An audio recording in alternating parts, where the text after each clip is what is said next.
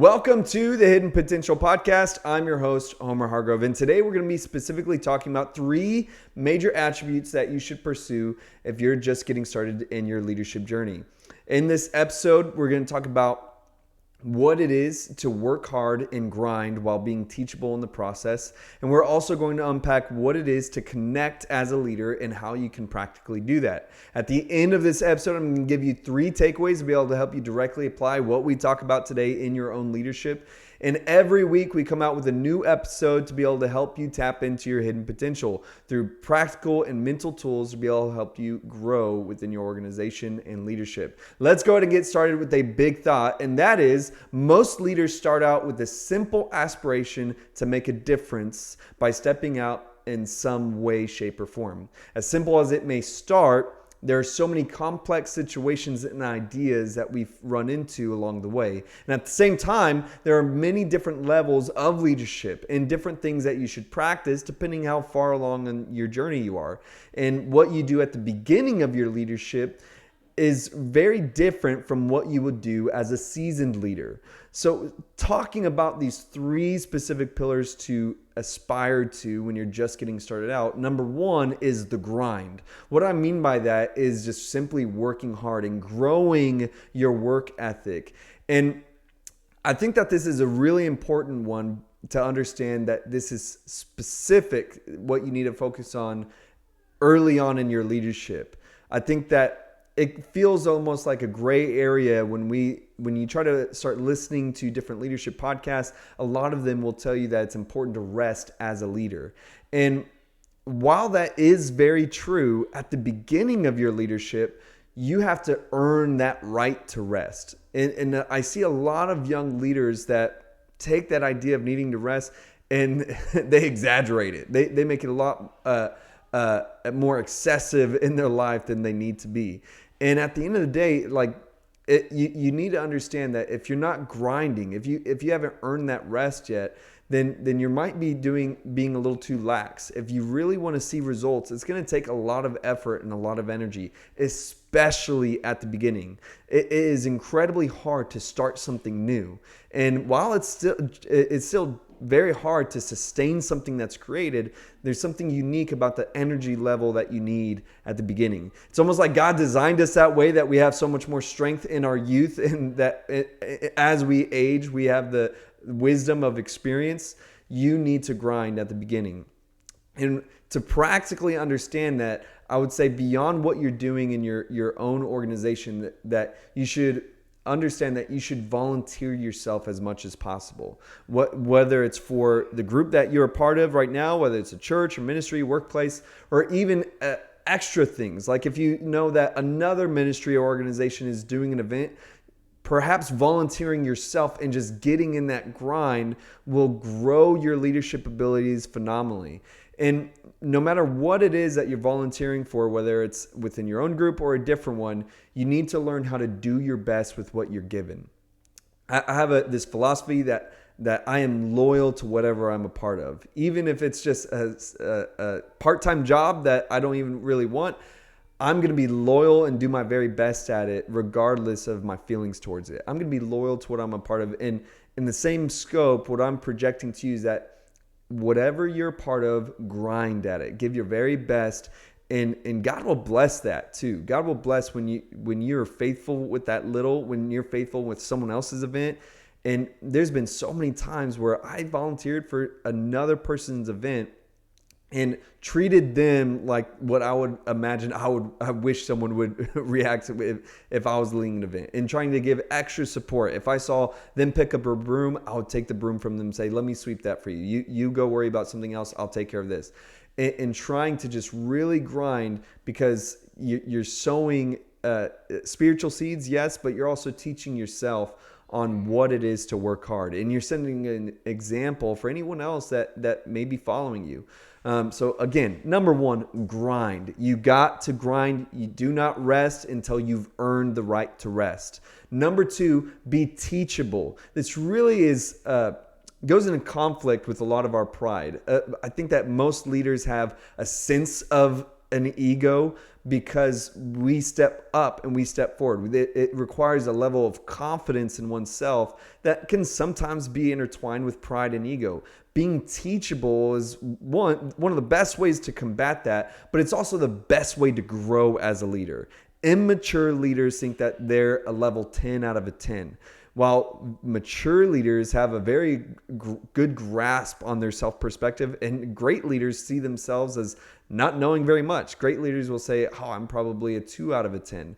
And this idea of being teachable, in order to practically do that, you have to first start giving yourself feedback in whatever way, shape, or form. If you led an event, you have to take a moment, even get out a piece of paper, get out your journal, and write down feedback on what could have gone better, things that could have been differently, and give yourself feedback. If maybe, even if it's like you're speaking, if you're sharing a message, listen to it, re-listen to it, and give yourself feedback.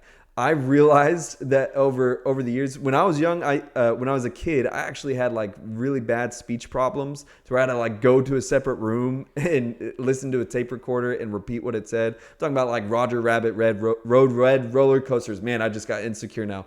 But I had to do that as a kid, and I thought, oh, well, I'm grown up now. And I realized in recent time that I still have like my stuttering. I still have these like different little speech impediments that make me feel insecure at first, but learning that it's a feedback process, and I'll listen through and like, oh, okay, I need to practice not saying as much, or I need to slow down so I don't stutter as much, and trying to just give yourself even feedback on your speaking skills. But especially when it comes to leading events and stuff, you got to be the first one to look within. Then the second part of this being teachable is getting a mentor, having somebody else that has more experience than you to be able to share their thoughts and advice for you. Now, I got to be clear. I've done other episodes about mentors.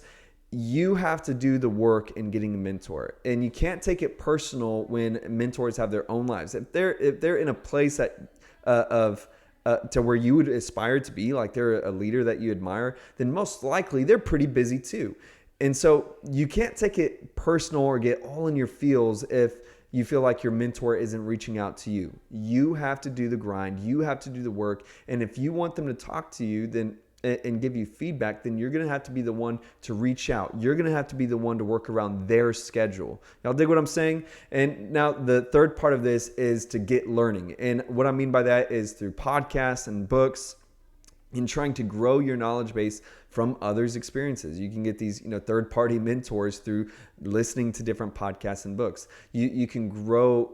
You can also grow in your skills beyond these podcasts and books. Like, look at what you're already doing and look at your sphere of different applicable skills that you could acquire as well. For example, for me, when I was just a youth pastor, I had a mentor suggest to me that I should really learn how to do audio and visual equipment stuff, that how to work a soundboard, because that's a valuable skill that I could use later on in ministry. And I took his advice, and now for our church, I'm the one that is literally doing the sound and AV for our small church. I had to set up the soundboard. I'm teaching others how to do it.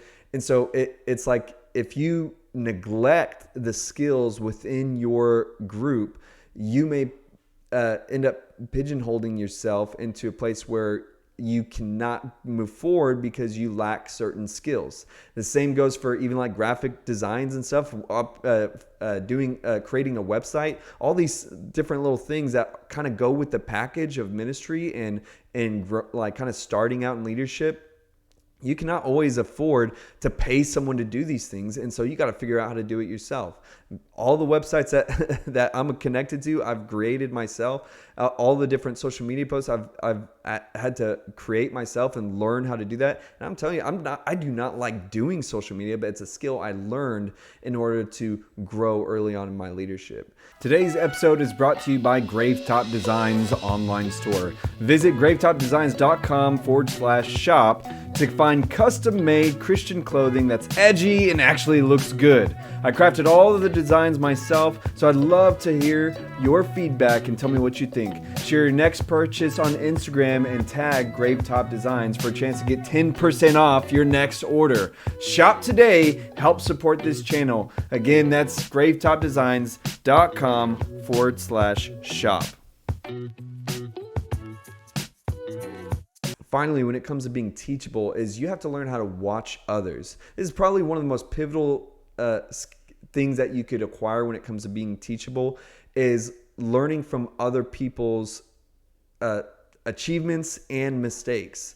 And even when it came to simple speaking things, I would listen to whoever was sharing a message and speaking, and I would try to make note, how would I say this differently? How did that make me feel when they said this? How could I repeat what they said in my own personal way? And like constantly thinking about how I could learn from what someone else was doing that I wanted to one day do. And the same went for leading events. Same went for even like starting podcasts. I'd listen to other people and how they would do their podcast, and I would kind of discern what is it that I like about it and what is it that I don't like, and being teachable when it comes to analyzing things that you're associated with. Now, number 3 to this third pillar is to connect yourself. And this is going to be broken down into 3 different ways. Connect yourself. If you're a leader, then that means you're a person of influence. You cannot reserve yourself, recluse yourself to where you're not connecting with others. You have to put yourself out there. And oddly enough, most people that know me, it seems like I'm an extrovert. I'm very good at connecting with others. But the truth is, I'm more so of an introvert. I like alone time. I like having silence. I like being by myself. When I think of having like a good time at the end of the day, my good time is not calling any friends and seeing if they want to go here or there. My good time is just sitting by myself and either, playing a game, watching a movie, something like to where it's like in my own home. And so when it comes to connecting yourself, what I'm saying is that you need to connect yourself in 3 different ways. You need to connect yourself with people, like the people that, especially the people that you're ministering to, you need to connect yourself with them. You cannot just be a leader that is seen on a stage or that is only the point man. You have to be a people's person. And if you think about people who love their work environments, it's people who have work environments in which their leader or their boss is among the people. When you think about even like world leaders, some of the greatest world leaders are those who are among the people. Like they make themselves relatable to the people. And it doesn't even matter if you agree with their policies.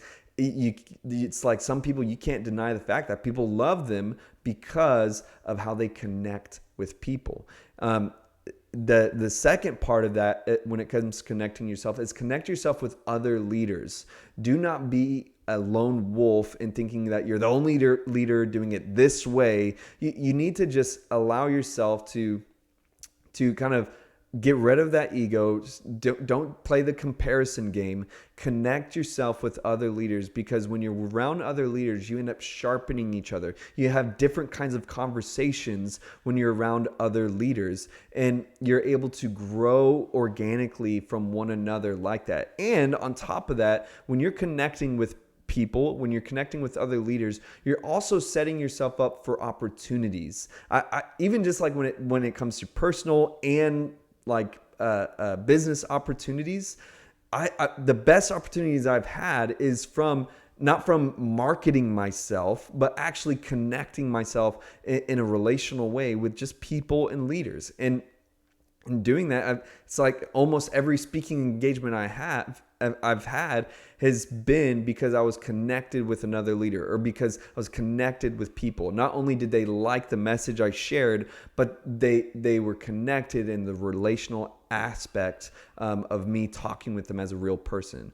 I hope that makes sense of what I'm saying. You breed more opportunities when you're a people's person, when you're connecting with others. And finally, connect yourself with events. I shared a little bit about this in our last episode, but connecting yourself at events, what you're doing is whether it's attending or volunteering an event, you're putting yourself out there and you're making yourself in situations in which there's opportunity to be seized. And there's whether it's connection with someone else or whether it's a learning experience.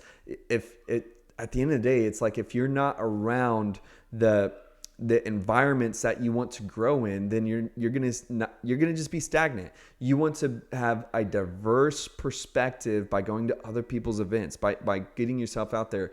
And there's so many things that we don't even know what we want because we haven't had the chance to see it yet.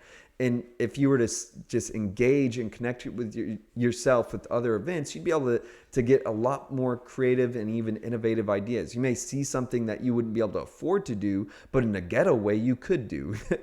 And it's like when you think about what innovation is, it really is just being ghetto. It's making something happen with a limited amount of resources and connections. And that's when you're going to other events and seeing how other people do things, you're getting inspiration as well as opportunity. So these are the 3 pillars. The same again, you got to grind, you got to be teachable, and you got to connect yourself. Now let's end with 3 takeaways. Number 1, what should you be saying yes to or volunteering for right now? Once you think about what that is, act on it.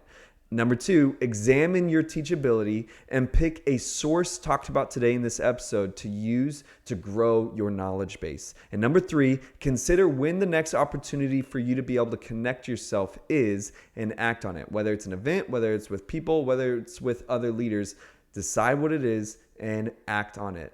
Thank you so much for being a part of this episode today. Can you do me a favor? Can you leave a rating and review for this podcast? It'd really help me out and help others be able to see this show too in their feed. Until next time, have a great life.